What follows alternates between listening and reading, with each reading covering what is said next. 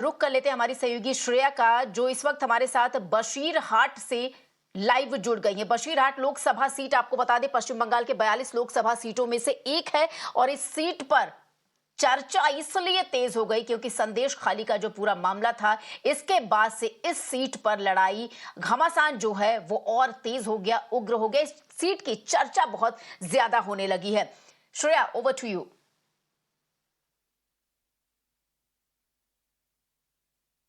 Of course, Bashirhat is one of the key fights today. Remember, this time around, TMC have fielded Haji Nurul Islam as their candidate. And also, we have seen that BJP have given ticket to Rekha Patro, who is a Shondishkhali victim and one of the main face behind the protest in Shondishkhali.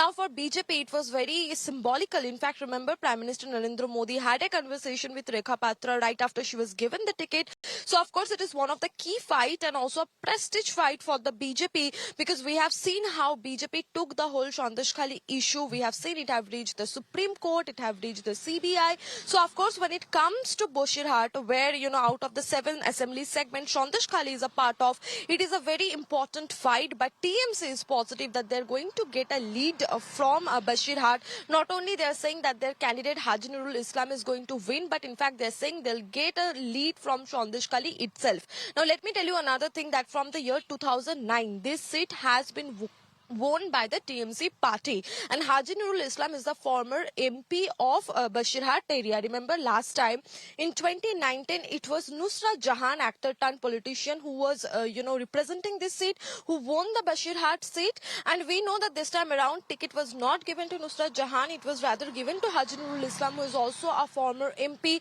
His name also came up in the 2010 Deganga, right? And this time around TMC is confident that they're going to win.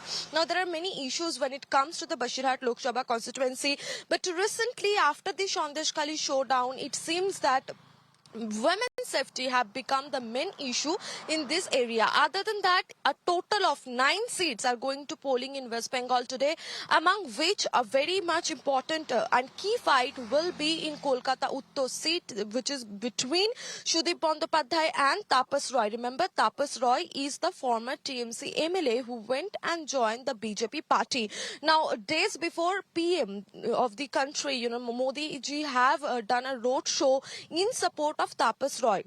That is also key fight because he's former TMC MLA who have joined the BJP party with the ticket against Sudip Bandyopadhyay. So that would be a very interesting fight. Another prestige battle would definitely be Bashirhat because of Shondishkhali and Rekha Patra. Other than that, remember today Diamond Harbour is also going to polling, which is represented by Abhishek Banerjee, who is the nephew of Mamta Banerjee. So when it comes, also Kolkata Dokhin is a very heavyweight seat from where Mamta Banerjee, Abhishek Banerjee will cast their vote. Remember, Kolkata Dokhin was represented by the Chief Minister herself for a long time by Mamta Banerjee. Now it is represented by Mala Roy. So of course, when it comes to West Bengal today, there are several key fights, and we will have to see how many seats this time around the TMC party is going to win. And definitely BJP last time have bagged 18 seats. This time around 30 is the target given by the central leadership to the state leadership, and we will have to see what will be the fate of these two parties in this election. बिल्कुल श्रेया, आपका बहुत बहुत शुक्रिया इन तमाम जानकारी के लिए। तो बशीरहाट जो सीट है, आपको बता दें पिछले 15 साल से टीएमसी का इस पर दबदबा रहा है, हालांकि उसके पहले वाम दलों का दबदबा था। बहरहाल आगे क्या होगा ये देखने वाली बात होगी। हमारे सहयोगी इस बीच आपको बता दें कि साकेत पटना से जुड़ रहे हैं और मनोज इस वक्त हमारे साथ चंडीगढ़ से जुड़े हुए। मनोज, सबसे पहले आपसे जानना चाहेंगे, चंडीगढ़ की अगर बात की जाए तो मनीष तिवारी हैं वहां से, फिलहाल पोलिंग बूथ पर क्या कुछ तस्वीरें सामने आ रही हैं? क्योंकि गर्मी बहुत है, तो हो सकता है कि गर्मी को देखते हुए लोग सुबह की तादाद में ज्यादा आए अपना वोट कास्ट करने के लिए। बिल्कुल, देखिए चंडीगढ़ में खासा उत्साह देखा जा रहा है मतदान केंद्र के बाहर।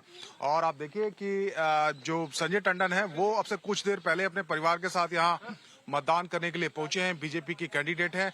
और चंडीगढ़ लोकसभा सीट की बात करें तो यहाँ पर सीधा मुकाबला बीजेपी और कांग्रेस के बीच में ही है, लेकिन दोनों ही पार्टियों ने अपने उम्मीदवार बदल दिए हैं। बीजेपी ने यहाँ से मौजूदा जो सांसद हैं, अभिनेत्री हैं किरण खेर, उनका टिकट इस बार काट दिया है। पिछले 2 बार से 2014 और 2019 में किरण खेर यहाँ से सांसद रही थी, लेकिन इस बार संजय टंडन जो कि लंबे समय तक बीजेपी के प्रदेश अध्यक्ष रहे चंडीगढ़ में, उनको इस बार उम्मीदवार बनाया गया है। और कांग्रेस की तरफ से अगर हम बात करें तो पवन बंसल जो कि पूर्व केंद्रीय मंत्री हैं, रेल मंत्री रहे हैं, उनका भी टिकट काटा गया है और इस बार मनीष तिवारी को यहां से कांग्रेस ने चुनाव लड़ाया है। मनीष तिवारी जो कि पंजाब की श्री आनंदपुर साहिब सीट से फिलहाल सांसद है, इससे पहले लुधियाना से भी सांसद रहे, लेकिन चंडीगढ़ से इस बार उनको उतारा गया है। उसको लेकर पवन बंसल खासे नाराज भी दिखाई दिए पूरे कैंपेन के दौरान। अगर हम एक प्रियंका गांधी जब यहां पर आई थी उस रैली को छोड़ दें तो पवन बंसल कहीं भी चुनाव प्रचार करते हुए नहीं आए और यही बड़ा सवाल बना हुआ है कि पवन बंसल क्या वाकई में कांग्रेस कैंडिडेट जो कि मनीष तिवारी उनका साथ देंगे या नहीं। और अगर ऐसा नहीं होता है तो उसका सीधा फायदा जाहिर सी बात है बीजेपी को जाएगा। बीजेपी इस बार कह रही है कि जो स्थानीय उम्मीदवार हैं, स्थानीय जो नेता हैं उनको उम्मीदवार बनाया गया है और इसीलिए संजय टंडन क्योंकि बार बार जब वो प्रचार कर रहे थे हम देख रहे थे कि मनीष तिवारी को लेकर निशाना साध रहे थे कि बाहर से कांग्रेस कैंडिडेट लेकर आई है, लेकिन मनीष तिवारी की अगर हम बात करें तो उनका परिवार यहाँ रहता था, उनके पिताजी यहाँ के रहने वाले थे और यहीं पर उनकी हत्या भी की गई थी। तो तमाम ऐसे इश्यूज हैं जो यहाँ पर उठाए गए हैं। अब देखना होगा कि किस तरीके से यहाँ पर टर्नआउट रहता है, क्योंकि शहरी सीट और आमतौर पर शहरी इलाकों में बहुत ज्यादा वोटर टर्नआउट होता नहीं है। जी बिल्कुल मनोज, आपको बहुत बहुत शुक्रिया हमारे साथ जुड़ने के लिए, तमाम जानकारी हमारे साथ शेयर करने के लिए। और सीधे रुक कर लेते हैं हमारे सहयोगी साकेत का जो इस वक्त हमारे साथ पटना से जुड़ गए। साकेत, निश्चित तौर पर पटना सीट की अगर बात की जाए, पटना साहिब और पाटलिपुत्रा, क्या कुछ पोलिंग बूथ का नजारा है? लोगों का क्या है कि लोग सुबह सुबह तरजीह दे रहे हैं, पोलिंग बूथ पर आ रहे हैं, और साथ ही रविशंकर और मीसा भारती की लड़ाई की बात भी मैं यहाँ पर करना चाहूंगी।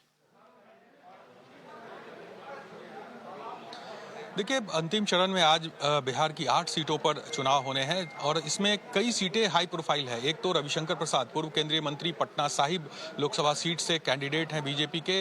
तो दूसरी तरफ पाटलिपुत्रा सीट से मीसा भारती हैं, लालू यादव की बड़ी बेटी हैं, वो वहां से फाइट कर रही है आरजेडी से और उनके खिलाफ 2 बार से चुनाव जीत चुके रामकृपाल यादव मैदान में है, वो वहां पर मीसा भारती को टक्कर दे रहे हैं। तो उसके अलावा आरा सीट पर आरके सिंह जो केंद्रीय मंत्री हैं उनका आज चुनाव होना है, उनके भाग्य का फैसला होगा। इसके अलावा काराकाट सीट जो इस बार बिहार की लोकसभा सीटों में सबसे हाई प्रोफाइल रही, वहां पर जिस तरह से पवन सिंह जो पहले बीजेपी से उनको टिकट दिया गया, बाद में वो टिकट उनसे ले लिया गया, फिर वो काराकाट से निर्दलीय कैंडिडेट के तौर पर चुनाव लड़ रहे हैं। तो पवन सिंह पर सबकी निगाहें हैं क्योंकि वहां पर उपेंद्र कुशवाहा जो एनडीए घटक दल के नेता हैं, उनको वहां पर पवन सिंह से उनकी लड़ाई है। तो कई सीटें हैं बिहार की जो कि बहुत हाई प्रोफाइल है। लेकिन सबसे मुश्किल की बात यह है बिहार में कि जिस तरह से गर्मी पड़ रही है, 50 से आसपास लोग जो हैं वो इस हीट वेव के शिकार हो गए हैं। गर्मी इतनी ज़्यादा है, 45 से 48 डिग्री